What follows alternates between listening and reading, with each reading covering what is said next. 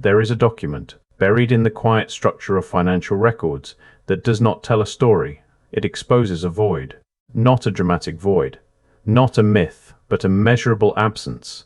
A gap that exists exactly where the origin of one of the largest fortunes in modern history should be. Before 1858, the Rockefeller family does not appear in any meaningful financial record. No assets, no capital base, no documented accumulation that would suggest anything beyond a modest, unstable existence.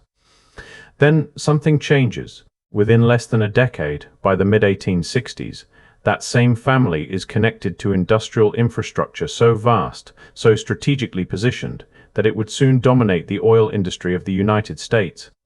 Not gradually, not over generations, but rapidly, precisely, and with a level of coordination that does not align with the official narrative of slow, disciplined accumulation. The explanation you are told is simple, almost comforting. A young man, John D. Rockefeller, disciplined, efficient, relentless, builds his fortune step by step, reinvesting profits, scaling operations, outcompeting rivals through intelligence and structure.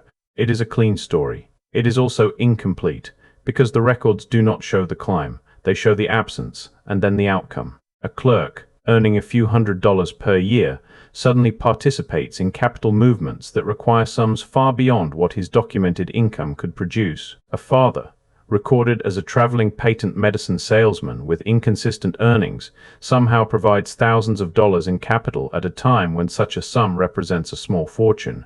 The arithmetic does not bridge the gap, and that gap has a date range. From 1858 to 1865, the exact window in which the American Civil War restructures the entire economic landscape, redistributing resources, contracts, and power at a scale never seen before. So the question is not whether Rockefeller became wealthy. The question is, what filled the gap before anyone was supposed to notice it existed? If you follow the official record carefully, not the summaries, not the biographies, but the raw documented fragments, the first thing you encounter is not wealth, but instability. William Avery Rockefeller, the father, does not appear as a foundation of capital. He appears as a disruption. In the 1840s and 1850s, he moves through upstate New York and the Midwest as an itinerant trader, a seller of patent medicines, presenting himself as a botanic physician while traveling from place to place with remedies that were never regulated, never verified, and often questioned even in his own time.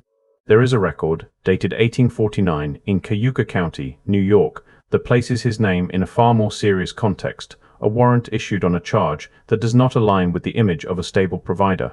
Years later, he disappears from his own family, adopting the name William Livingston, relocating to South Dakota, and living out the remainder of his life under an assumed identity until his death in 1906. At that point, his estate is negligible, almost non-existent. This is not the profile of inherited wealth, it is the profile of fragmentation, and yet, this is the paternal line behind the man who would become one of the wealthiest individuals in recorded history.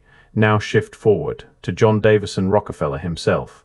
Born in 1839 in Richford, New York, he moves to Cleveland in 1853, and by 1855, at the age of 16, he is working as a clerk in a produce commission house.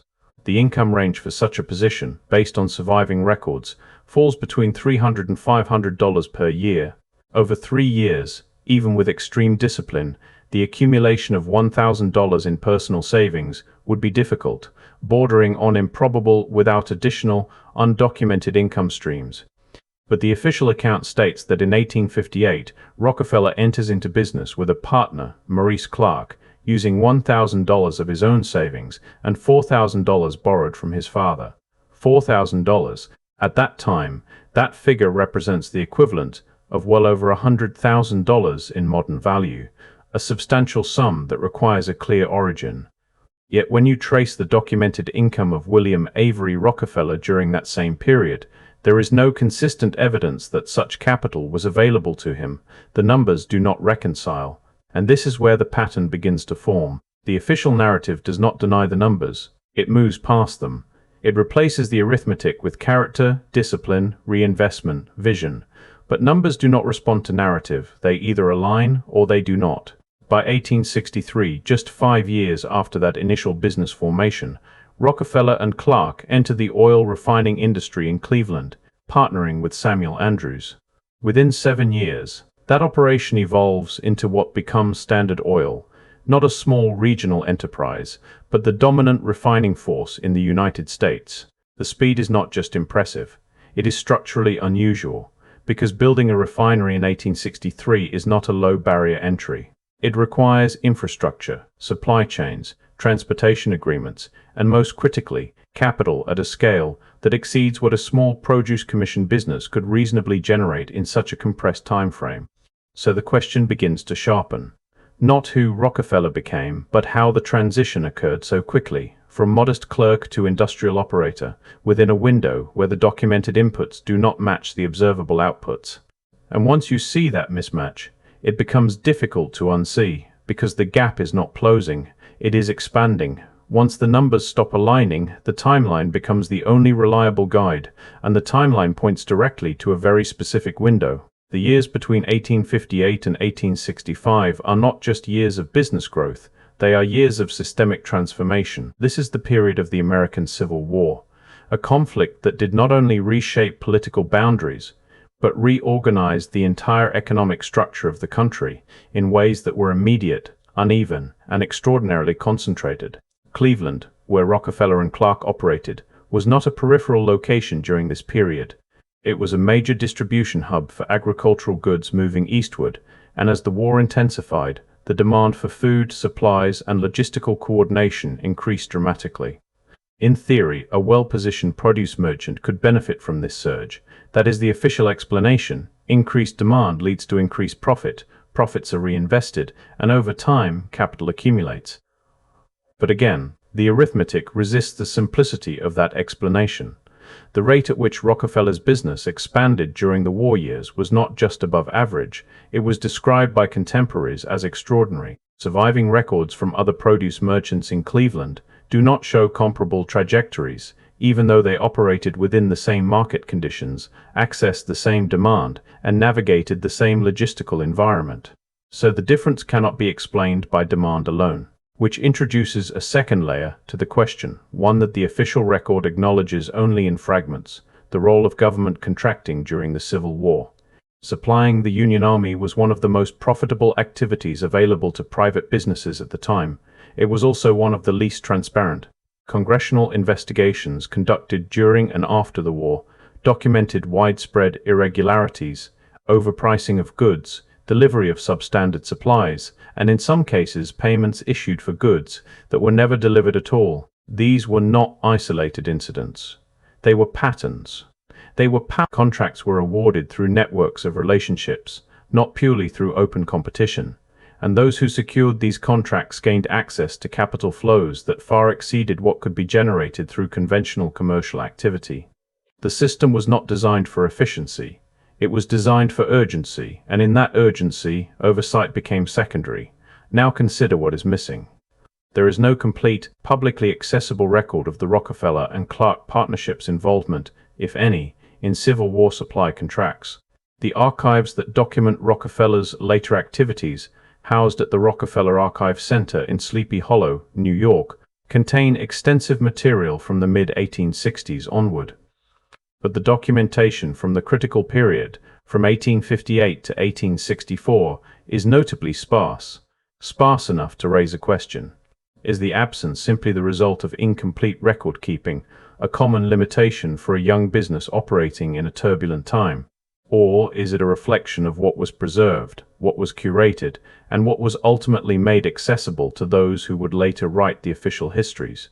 Because archives do not exist in a vacuum. They are constructed, curated, filtered.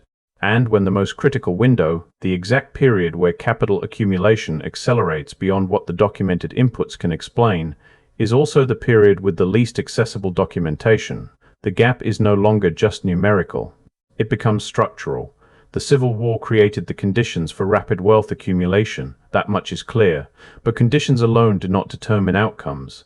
Access does, positioning does, and most importantly, connection does, which leads to a more precise question.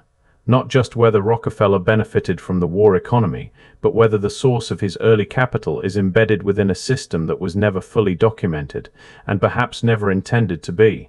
When a gap appears in a financial record, the instinct is to assume missing data, a lost ledger, an incomplete archive, a simple failure of preservation. But when that gap aligns precisely with the moment a fortune begins, and when the surrounding records are otherwise detailed, structured, and carefully maintained, the absence begins to look less like accident and more like selection.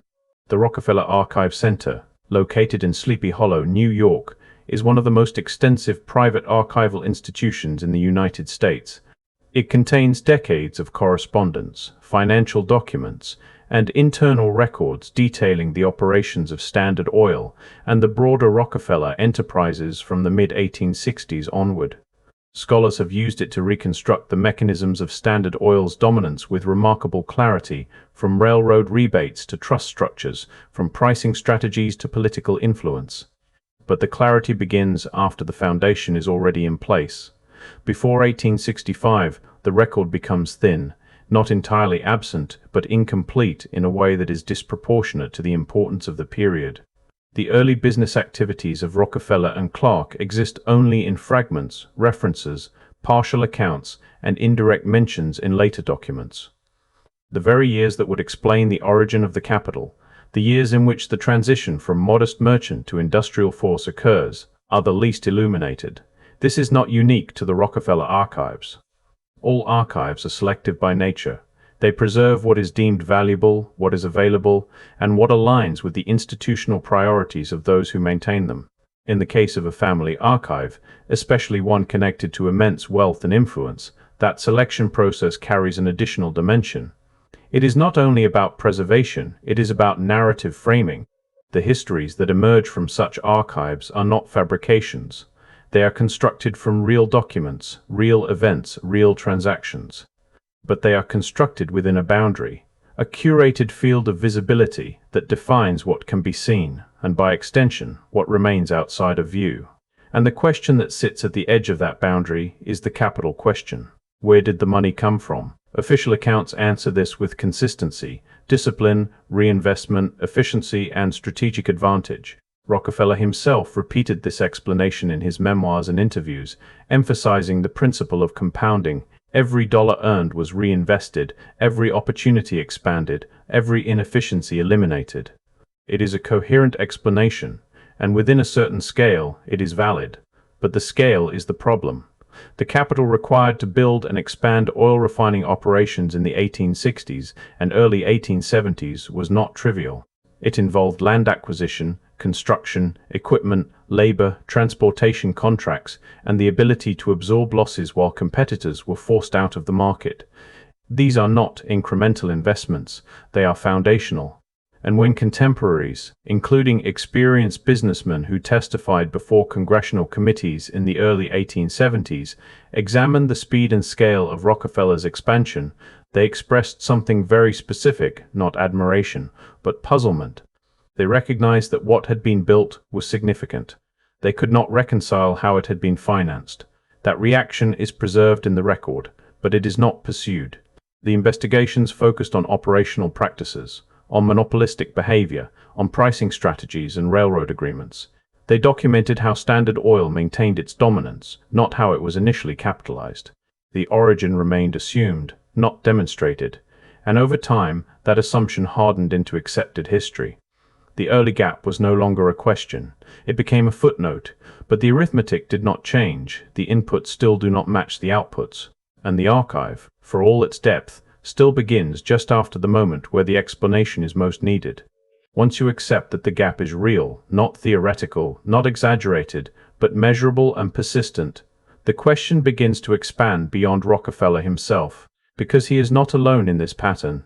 All in the same narrow window, from the late 1850s into the 1870s, multiple fortunes appear with a similar structure. Rapid emergence, large capital deployment, and immediate access to infrastructure that should have required far longer to build. Andrew Carnegie moves from telegraph operator to steel magnate, consolidating control over an industry that defines industrial America. John Pierpont Morgan establishes banking relationships that position him at the center of financial coordination between corporations and government. Cornelius Vanderbilt shifts from steamships to railroads, reorganizing transportation networks with a speed that outpaces what his documented capital base should allow. These are not isolated trajectories, they are synchronized movements. Each occupies a different sector: oil, steel, banking, railroads, but their activities do not collide. They align.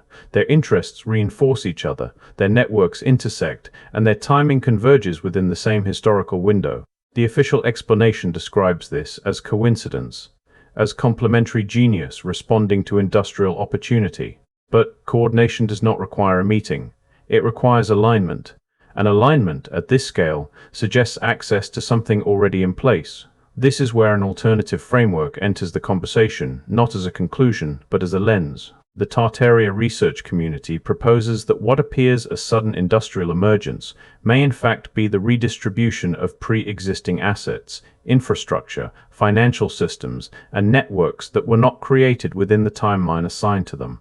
That the railroads, the banking structures, the physical buildings, and the logistical systems were not entirely built from nothing in the 1830s, 40s, and 50s, but reorganized from a prior order that had been disrupted. This claim is debated, and in many cases rejected by mainstream historians, but the question it raises intersects directly with the Rockefeller anomaly.